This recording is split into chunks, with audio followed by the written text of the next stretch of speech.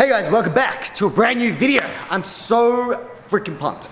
I would love to give you guys a full reveal of the CRX because if you guys follow me on my personal Instagram at howfew_, you guys have seen that I got the CRX back from paint and it looks like perfect.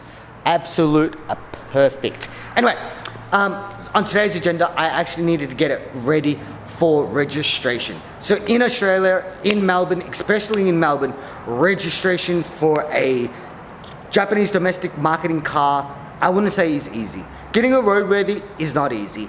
Getting it through the pits, because the car needs to go actually through the pits, so that means Vic Roads actually needs to check it, X, Y, Z. That's the scary bit. I always just have this little thing that I'm like, oh, they're gonna like pick out something stupid, blah, blah, this and that, so I'm gonna clean everything up, change everything, try to make everything work, and yeah. And I'm gonna give you guys a little secret, right? So if you guys ever go for roadworthy, and you think your car's nearly 100% roadworthy, if this works for you guys, right? It's worked for me in my prior times, right? I take out indicator globes, brake light globes, and little things, because mechanics want to make money off you. So you're better off just taking that out and letting them fix that, and it's a no dramas whatsoever, and they give you the roadworthy. Or even like brakes or something like that, something very minor for you to fix, and they might just skip over, like maybe you have an oil leak or something like that. But anyway, if you guys enjoyed this video, don't forget to go ham. I'm going to clean up the CRX today. It's going to be great. This is what I'm doing today. I really want to clean up the engine bay because after a respray, they have slightly dust everywhere. But I really just want to be like, pow, look at the car, pow, but no. If you guys want to see the car, jump on my Instagram. I will do a full reveal when the car is ready to go and it is like proper stands, proper everything. But let's hose this down today, put some degreaser on it. So what I love to use is, nope, not interior cleaner. Where is it? Here it is. This stuff right here. The snow foam, all-purpose cleaner. I'm gonna give it a spray everywhere. Let it sort of just soak in for like a couple minutes. I'm going hard, just literally just spray everything. Everything.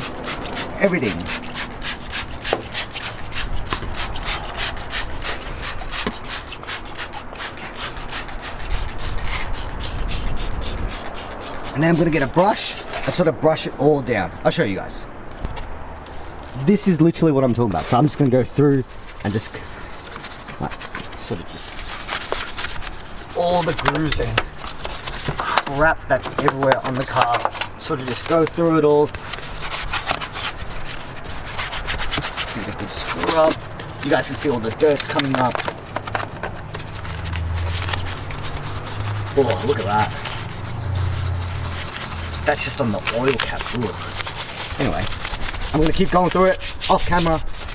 So, because this might be actually therapeutic for some people, but I really want to take my time. So I'll be back. All the utensils that I'm using to clean the engine bay: pressure washer, I've got a leaf blower and a vacuum cleaner. But this is the finished process. End product, finished process, yes. There's a few other little things that I actually want to do whilst I'm here. I want to relocate all this. See all this? There is no reason why it needs to go here. It can literally get tucked underneath here, go through. Can I just literally do it whilst I have you guys here? Okay, nope, I gotta take that off. And literally just make it sort of go down here and then through here. But I might be slightly worried if it hits this belt. Oh no, I should have clearance. Yeah. So, and it just takes everything off the strut tails. I hate things on strut tails. Like even this fuse box, like I should have relocated it whilst I was wiring the car, but like all this is just, it's so messy. It just looks like that, just not necessary whatsoever. So let's do a bit more of a cleanup and I'll show you guys. Bam. Done. So look, just look at that. Like I just rerouted. I took the bracket off this, took it off from there and rerouted it around, so it's just not on the shut tail, and it sort of just blends in all the black darkness of it. I rerouted, not rewired, a lot of the wiring as well. Like even this, I could probably make it go, yeah, make it go actually in something. That would be great. Nope, I'm not touching that because that's obviously as long as it goes. But yeah, I rerouted this because that was going over, and I sort of just want to like hide everything. So I could probably even just unclip these and move them so they go from under around, so you just can't see it. It's just the little things that I really enjoy doing. Like you guys can be like, oh, no one's gonna notice the difference, but you guys can see those clearly. And like what I could do, I don't know why that one does have a clip on it, push it down and then go from under rather than over. But I assumed this was the easiest way to do it, so that's why when I got my engine done, I didn't do it myself, did it like that. But starting to look really clean. That's the main point of it, and the red intake cover just goes crazy. It makes it look really good. Joe's here with lunch. Joe's not here with lunch. Not even lunch, it's just a drink. And yeah, let's keep cleaning. As you guys can probably see, I've like caused a lot of holes now because I've taken out all the stops. But I do have a packet of these rubber grommets that should, in all theory, just fit in these holes. Like, this is why I have long nails, guys, so I can do stuff like this.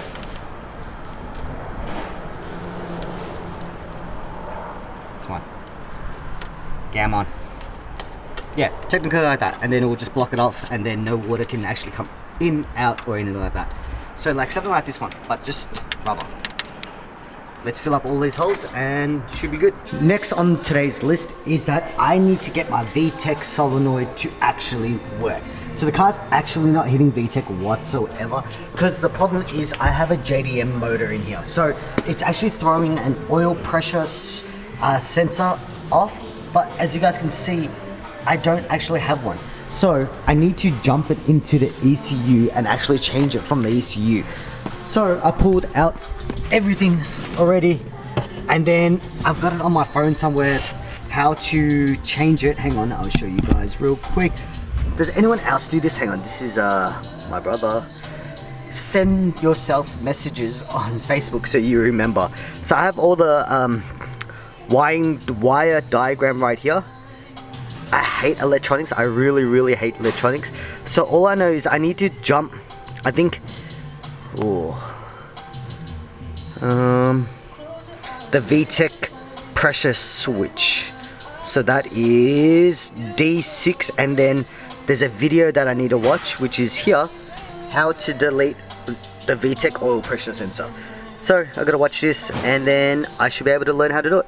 Trust me guys, I love watching YouTube stuff about cars. Right here again, I'm going to show you how to delete the Vtec. If you guys are ever wondering how to read your error codes on a Honda, literally is just plug down here like this, and you guys can see I just have literally a paper clip in it, and I'm still reading the error code of oil switch, so I haven't jumped it properly, so I'm just going to take this out.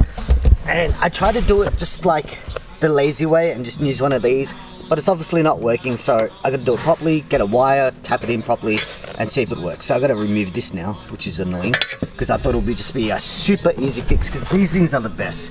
Like seriously, they're the easiest thing to use, and it just jumps 2 wires.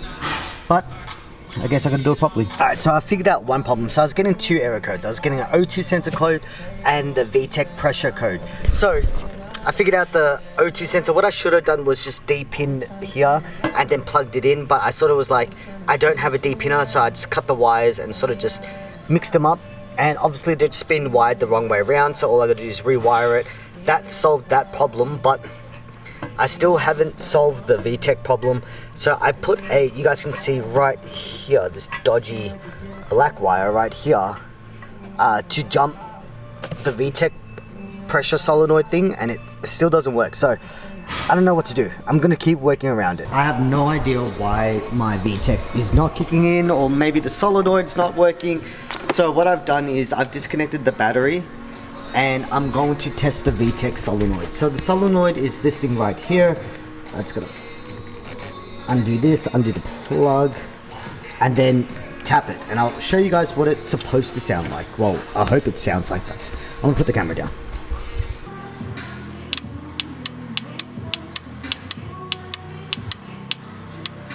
As you guys can hear by that clicking sound, that means the Vtec solenoid is working. So, my car should technically be hitting Vtec, but I have no idea why it's not freaking working.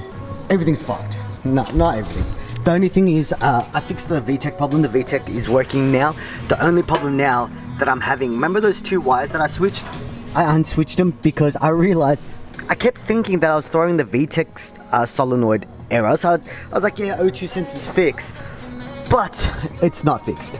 It is still acting up. So I'm not, like, I really don't know what to do. It's a brand new O2 sensor as well, so I don't know why it's not working. I've checked all the wiring. The wiring seems all good. I'm getting the correct voltage. I'm getting the correct everything. So I think this might be a future How problem. So I'll see you guys later.